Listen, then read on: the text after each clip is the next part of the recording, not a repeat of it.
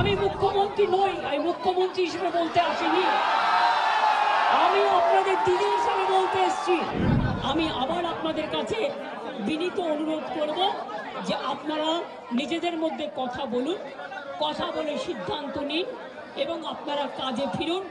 আপনারা আমার ভাই বোন, এটুকু জেনে রাখবেন, আপনাদের জন্য সিম্প্যাথি, আমি কোনো অ্যাকশন নেব না। আমি ইউপি পুলিশ নই, ওরা এসমা জারি করেছিল, ওরা 6 মাস মনে রাখবেন স্ট্রাইক র্যালি বন্ধ করে দিয়েছিল। আমি এসব করব না, আপনারা নিশ্চিন্ত থাকুন। কোনো ডাক্তারের বিরুদ্ধে, কোনো কারো বিরুদ্ধে কোনো অ্যাকশন নেবার আমি বিরুদ্ধে। আমি জানি আপনারা অনেক কাজ করেন, মহৎ কাজ করেন। আপনাদের ছাড়া সিনিয়ররা, যেটা কিডনি ডিপার্টমেন্টে মারা গেছে, ক্যাথলেটও চেঞ্জ করতে পারে না, ক্যাথেটার চেঞ্জ করতে পারে না। সেই জন্য আপনাদের আমাদের প্রয়োজন।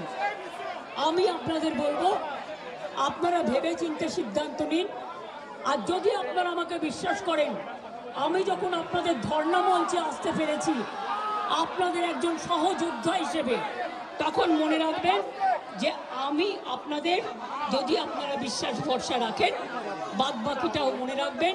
আমি আস্তে আস্তে করে, একদিনে তো সব হয় না, করতেও সময় লাগে, আমাকে একটু সময় দিন। আমি নিশ্চয়ই সাধ্যমতো চেষ্টা করব। আমি দুর্নীতির কোনো একটা টেন্ডার কেস আজ পর্যন্ত আমার কাছে আসেনি। কোন রোগী কল্যাণ সমিতি কি কাজ করে এটা আমি জানি না, এগুলো আমার আন্ডারে আসে না।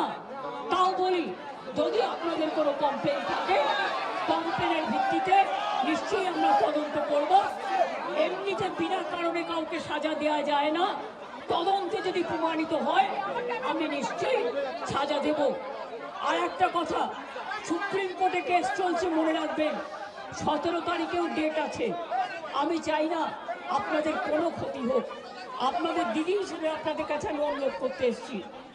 আমি মুখ্যমন্ত্রী নই, আমি মুখ্যমন্ত্রী হিসেবে বলতে আসিনি, আমি আপনাদের দিদি হিসেবে বলতে এসেছি। যাতে আপনারা না ভাবেন, হ্যাঁ আমি চিফ মিনিস্টার আছি,